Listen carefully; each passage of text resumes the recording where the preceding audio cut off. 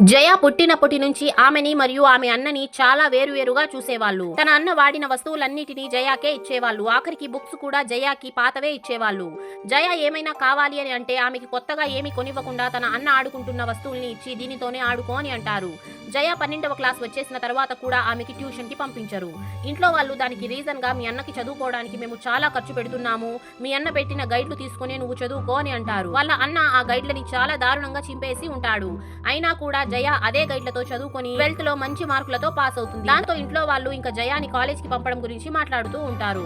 అప్పుడే అమ్మ 12 వరకు చదువుకుంది కదా, ఇంకా ఎందుకు చదువుకోవాల్సిన అవసరం లేదు అని అంటే దానికి నాన్న పాప మంచి మార్కులతో పాస్ అయ్యింది, ఇప్పుడు కాలేజ్ కి పంపించకపోతే బాగుండదు అని అంటాడు. దాంతో జయాకి ఒక మంచి కాలేజ్ లో సీట్ వస్తుంది.